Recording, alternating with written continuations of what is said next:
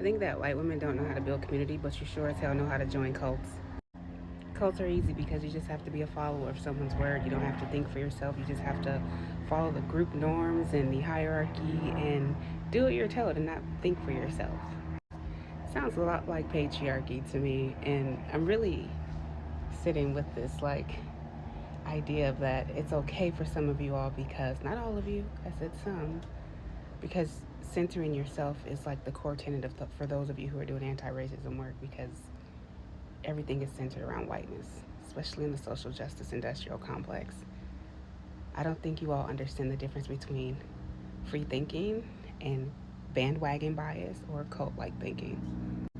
It's why many of you can just go tear down a black woman instead of getting curious and asking questions, because then you go into the, well, I was told I couldn't ask black women questions. Well, then that means that you're following a supreme ruler or cult like leader if you can't ask somebody a question.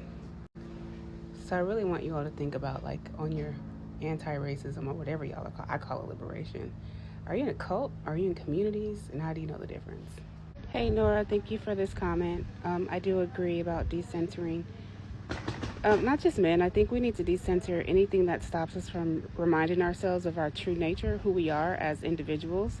Because when we can decenter everything that we've been taught and socialized to believe and really come home to ourselves, that's Dr. Tama, then we can make spaciousness to really show up for the collective. Because I think what happens is we want to use all these words, right? Like patriarchy and able, like the labels matter, right? But what happens too is that because we're so socialized to hold on and cling to an identity, like even the idea of like, we need to decenter patriarchy and men and become anti-racist. So what happens then when you overly identify with being an anti-racist? Like this is, there's so many layers to this. So this is, I'm just giving you a both end. I'm not disagreeing. But for me, I'm at a space where it's, what if I strip everything? Everything I thought, patriarchy, the language, who am I at the core of all of this? And how do I continue to be liberating myself to have space to help liberate the collective? And it's an identity shift, I guess is what I'm trying to say. Hey, Tam, thank you for this question. As a black woman that was recruited in the cult of whiteness through assimilation, education, religion, purity culture, I too am recovering from the cult of oppression that centers whiteness. And so to tell you how black women build community, that is being in pursuit of black liberation, and it's a closed practice. So unfortunately, I can't tell you how black women build community because I'm in active practice of it, and it's not something that I'm openly sharing. But in order for anyone to liberate themselves from this cult, it does require being in pursuit of pro-black solidarity.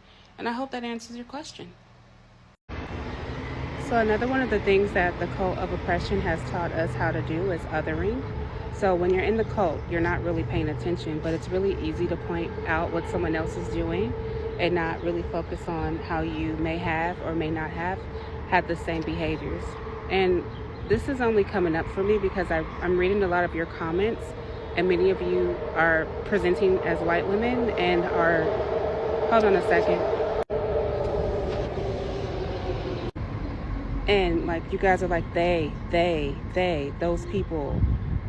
Like you're trying to be exceptional, but like one moment on your journey, you were possibly one of those women or men or whatever.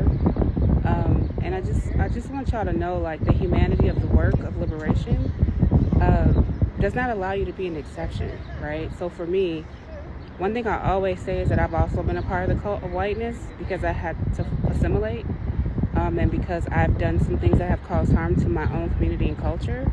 So part of a recovery journey for me is taking ownership and not making myself the exception. And that's one of the things that the cult of oppression thrives on, is exceptionalism. Like, if you can distance yourself from the ways you have oppressed yourself and others, it makes space for oppression to thrive. And then when you say those people, then for me, my brain's like, oh, why are you centering yourself? You're not any better. Like, we've all been that person, right? Hey friend, one of the things that came up in the online community space that we have is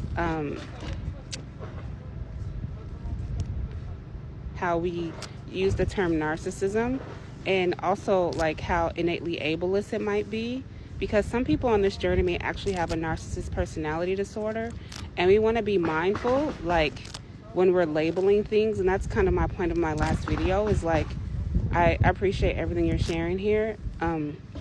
It's just like we can call it abuse. Like it is a cycle of abuse. I say that in some of my work, that there has been a patriarchy is abuse. And I think there's a book that I'm reading. I'm actually going to start reading it with y'all. How does she label it? If you give me a minute, I can find it. We know it as imperialist, capitalist, ableism, white supremacist patriarchy, but she calls it the white male system. And then she calls it the female reactive system. And the book that I'm going to be reading with y'all here soon is When Society Becomes an Addict.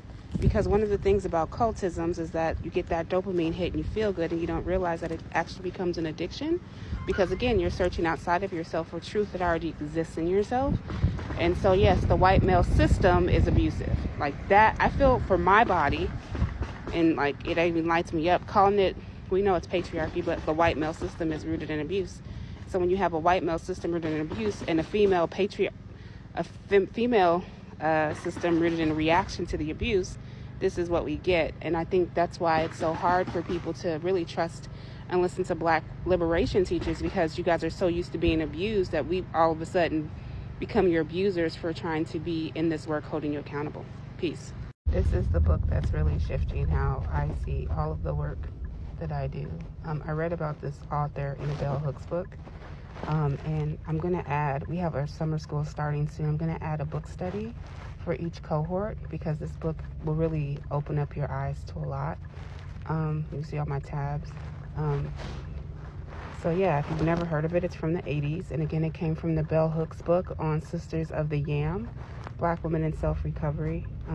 So yeah, check it out. It's in our showcase here on this account.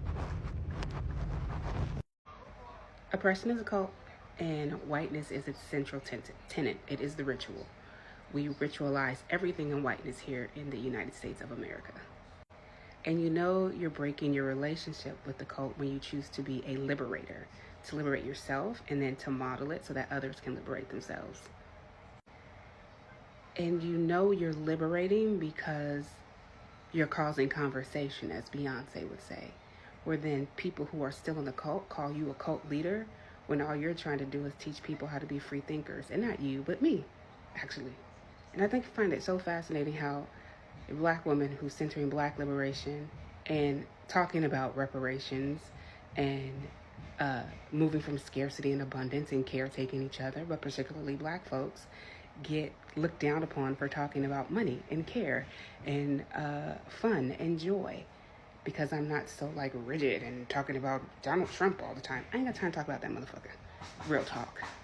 I'm too busy trying to dream and imagine ways that we're going to take care of each other, especially if that big, beautiful bill passes. So you know you're doing something right and you're freeing yourself from the cult when you start becoming a contradiction and making people uncomfortable. Keep moving towards liberation.